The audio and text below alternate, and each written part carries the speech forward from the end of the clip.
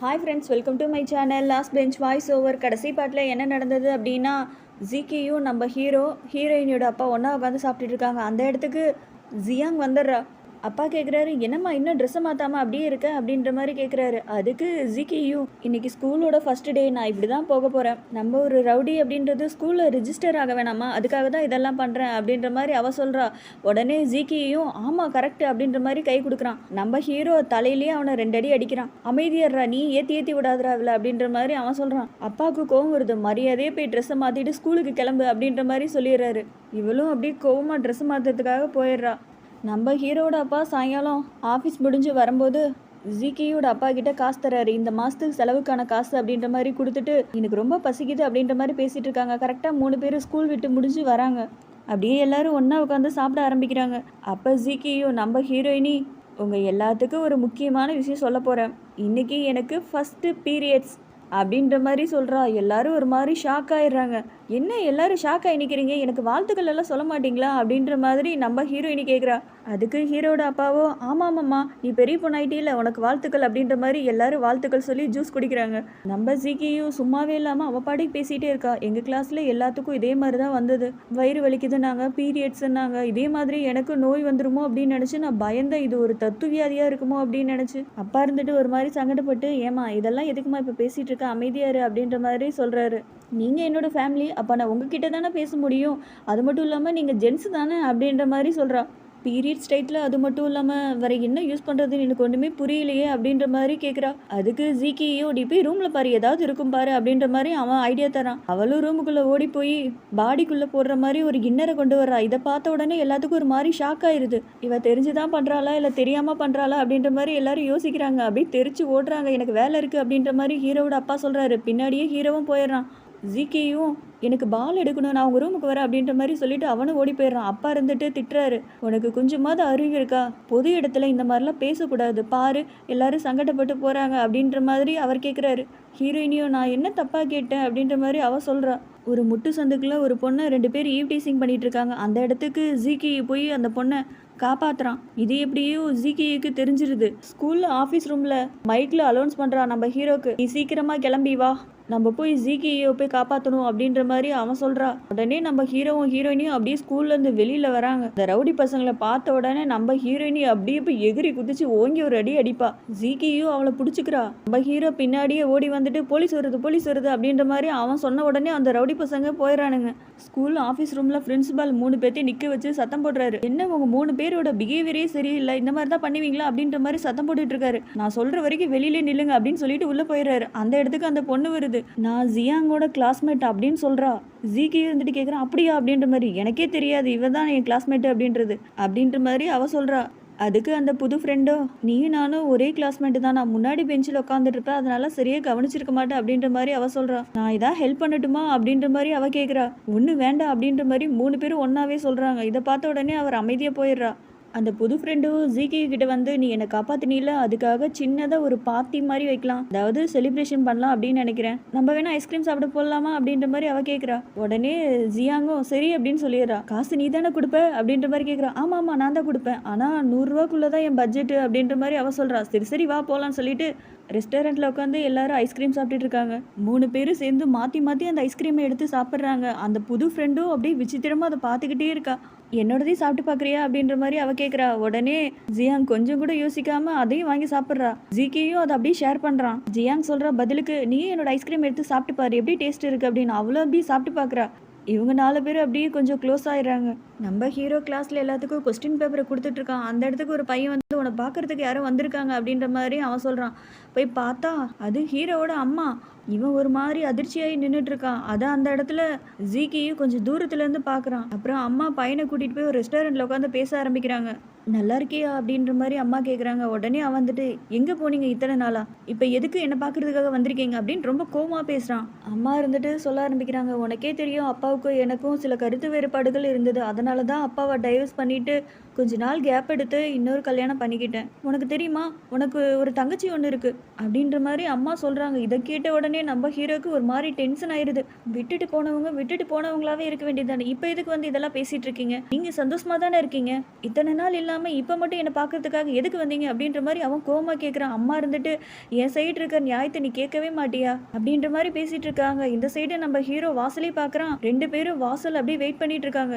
ஜிகேயும் அவங்க அம்மா விட்டுட்டு போனதை நினைச்சு ஃபீல் பண்ணி அந்த டாலரை பார்த்து அழுதுட்டு இருக்கான். இந்த பக்கம் நம்ம ஹீரோ போதும் பேசி முடிச்சிட்டிங்களா, நான் கிளம்புறேன் அப்படின்ற மாதிரி சொல்லிட்டு வேகமாக அந்த பக்கம் கிளம்புறான். நம்ம ஹீரோயினி கடை வாசல்ல கீழே அப்படியே வரைஞ்சிட்டு இருப்பா. அவளை அப்படியே கூட்டிட்டு போயிடுறான்.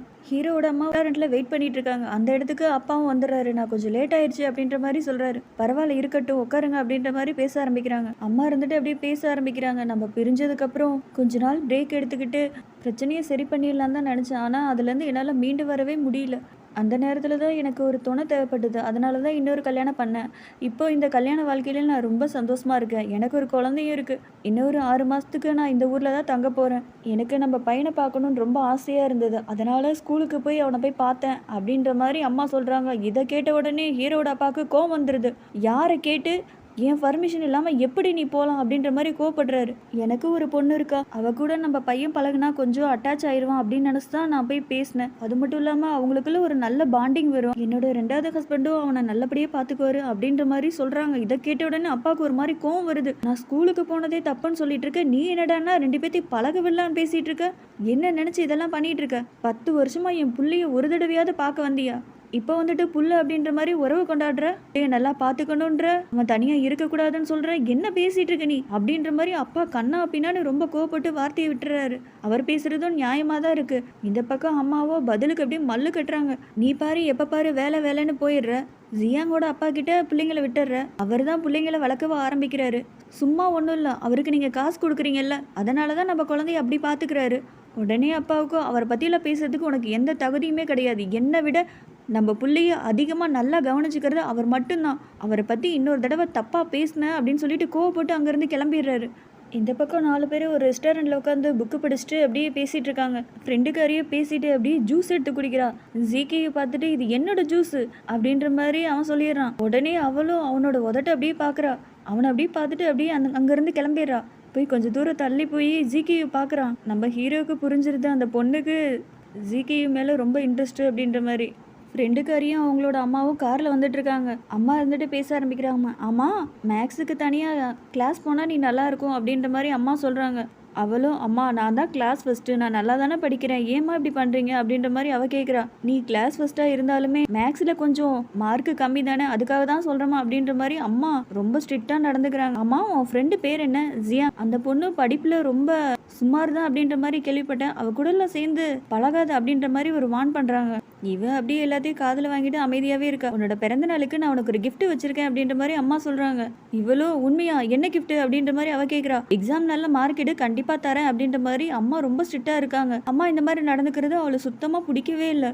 இங்கே 3 பேரும் ஸ்கூல் விட்டு கரெக்டாக வராங்க. அந்த இடத்துக்கு பாட்டியும் ஒரு குழந்தையும் வந்திருக்கு. அந்த பாட்டி இருந்துட்டு சொல்கிறாங்க இதுதான் உன்னோட தங்கச்சி அப்படின்ற மாதிரி ஹீரோ கிட்ட சொல்கிறாங்க. ஹீரோவும் அதுக்கு என்ன இப்போ அப்படின்ற மாதிரி மூஞ்சியை காமிச்சிடுறான். பாட்டி இருந்துட்டு அவனை தனியாக கூட்டிகிட்டு போய் பேசுகிறாங்க. ஏன்டா இப்படியெல்லாம் பேசிகிட்டு இருக்க, அவள் உன்னோட தங்கச்சி, அவள் கூட கொஞ்சம் பேசி பழகு எல்லாம் சரியாக போயிடும் அப்படின்ற மாதிரி பாட்டி சொல்கிறாங்க. அவள் இருந்துட்டு நீங்கள் என்ன பைத்தியமா, இத்தனை வருஷம் நான் என்ன பண்ணேன் ஏது பண்ணுறது உங்களுக்கு தெரியுமா, இப்போ வந்து தங்கச்சி கூட பழகு அது இதுன்னு சொல்லிட்டு இருக்கீங்க அப்படின்ற மாதிரி நறுக்குன்னு கேட்டுறான். பாட்டி இருந்துட்டு நீ எப்படி ஜியாங் கூட பழகுற அதே மாதிரி உன் தங்கச்சி கூடயும் பழகு அப்படின்ற மாதிரி பாட்டி சொல்கிறாங்க. உடனே ஹீரோவோ ஜியாங்கும் இவளும் ஒன்றா 2 பேத்துக்கு ஏணி வச்சா கூட எட்டாது அப்படின்ற மாதிரி மூஞ்சில் அடிச்ச மாதிரியே பேசிடுறான். சீக்கிரமாக உங்களோட நாடகத்தெல்லாம் முடிச்சுட்டு இங்கேருந்து கிளம்புங்க அப்படின்ற மாதிரி அவன் பிடிச்சி கடிச்சு விட்டுறான். பாட்டி கோவம் வந்து அவனை அடிச்சிடுறாங்க. உனக்கெல்லாம் இந்த மாதிரி பேச சொல்லி யாரா சொல்லி கொடுத்தது?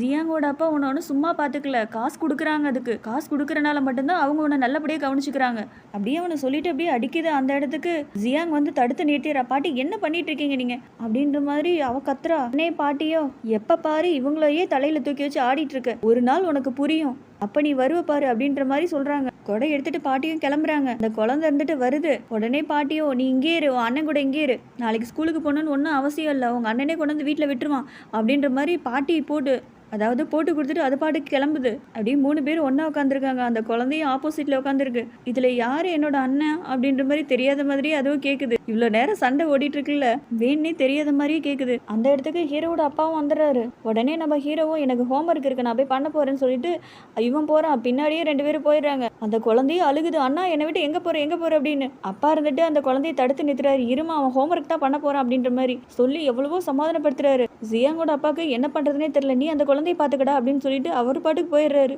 இந்த குழந்தையும் நான் அண்ணாட்ட போகணும் அப்படின்ற மாதிரி கத்துது. இந்த பக்கம் ஜியாங்கோட அப்பா அப்படியே சமைச்சிட்டு இருக்காரு. நேற்று அந்த குழந்தை வந்துட்டு போனதுக்கப்புறம் ரொம்ப குறும்புத்தனம் பண்ணிட்டு இருக்குல்ல அப்படின்ற மாதிரி அவர் சொல்றாரு. அது மட்டும் இல்லாம உன்னோட எக்ஸ் பொண்டாட்டி இந்த குழந்தைய ஸ்கூல்ல சேர்க்கறதுக்கு உன்கிட்டயே நல்ல ஸ்கூலா பார்த்து சொல்லுங்க அப்படின்ற மாதிரி சொல்லியிருக்கு. நீயும் அவளுக்கு ஹெல்ப் பண்ணிட்டு இருக்க. இப்போ வரைக்குமே அவ உன்னோட உதவியை எதிர்பார்க்கறா தெரியுமா அப்படின்ற மாதிரி அவர் சொல்றாரு. அதுக்கு ஹீரோட அப்பாவும் பீன்ஸ் இந்த மாதிரி நறுக்குனா போதுமா, இப்படி நறுக்குனா போதுமா, பசங்க வேகமா வந்துருவாங்க, அதனால சீக்கிரமா சம அப்படின்ற மாதிரி அவர் சொல்றாரு. ஜியாங்கோட அப்பாவுக்கு கோவம் வந்துருது. எப்ப பாரு உங்களுக்கு எல்லாம் நான் வடிச்சு கொட்டத்துல மட்டும்தான் இருக்கேனா, நான் சொல்றதை காது கொடுத்து கூட கேட்க மாட்டியா அப்படின்ற மாதிரி கத்துறாரு.